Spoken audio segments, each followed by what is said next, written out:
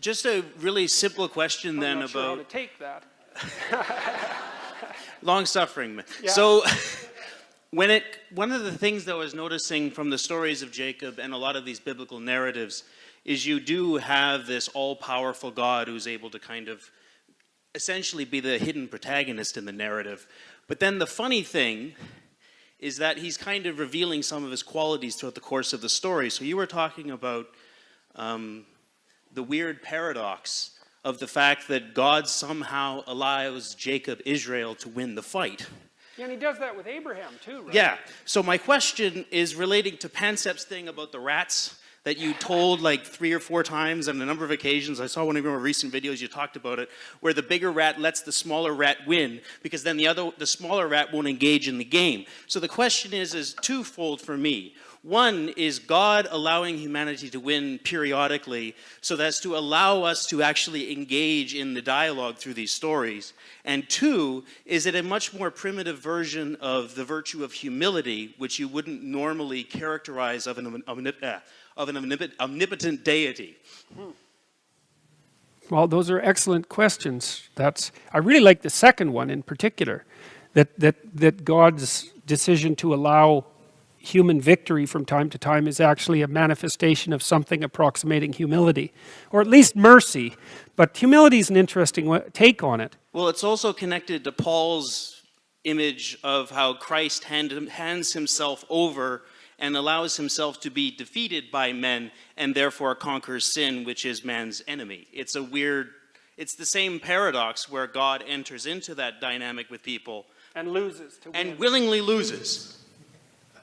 Yeah, well, okay, so the first thing I would say is that's a really interesting analogy. I can't, it's a complicated enough question so that I can't go beyond, I don't think I can go beyond the question actually, because it's so complicated that I don't think I can formulate it any better than you already did. Like, it's an interesting string of ideas. I'd have to play with it a while to see. It does shed an interesting light on why God is amenable to negotiation in the Old Testament, which is really a strange, as you pointed out, it's really a strange thing. It's like, this is omnipotent God who obviously can do whatever he wants, and yet he can be bargained with.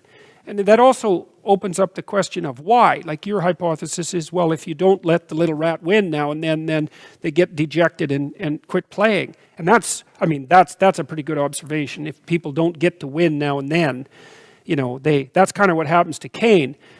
God says, well, you're not playing a straight game, that's why you're not winning. But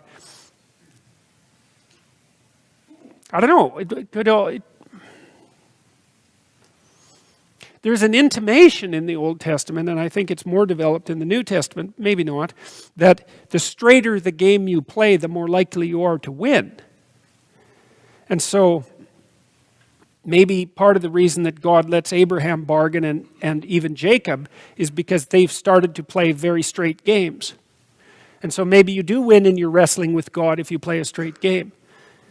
I think the reason that's true is because that's actually why we would define it as a straight game.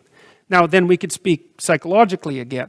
I think that what we've come to recognize as a straight game is the game that in the broadest number of situations across the widest range of time spans is most likely to produce a positive outcome. And that's actually the grounds for our sense of ethics, that it's really practical. Not to belabor it too much, because there was an interesting insight from Chesterton's The Man Who Was Thursday, where God sets himself up as the benevolent antagonist so as to accelerate the game. Yeah, well, I think that's a really interesting idea.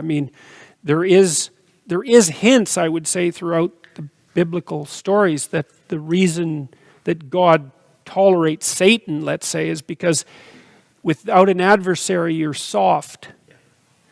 And that's tied in with the notion that life is something like a moral struggle. That's the fundamental essence of being, a moral struggle.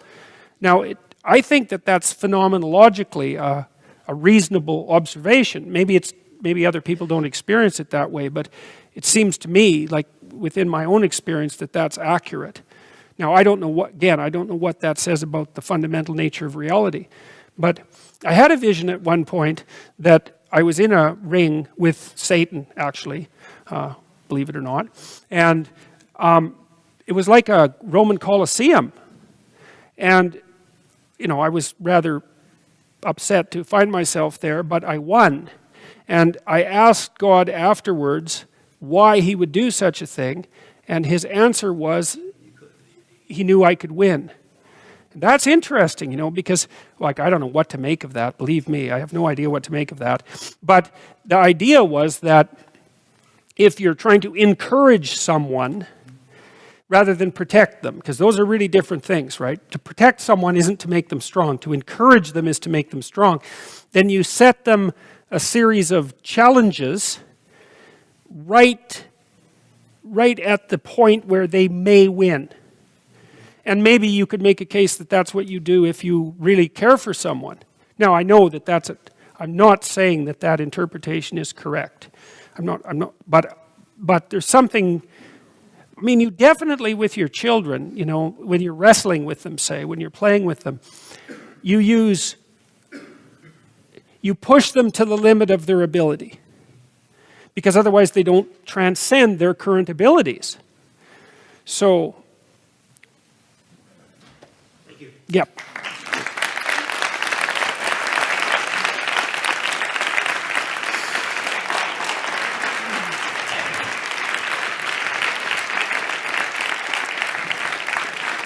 So we'll see some of you, perhaps most of you, in December, and I think we'll finish off Genesis at that point.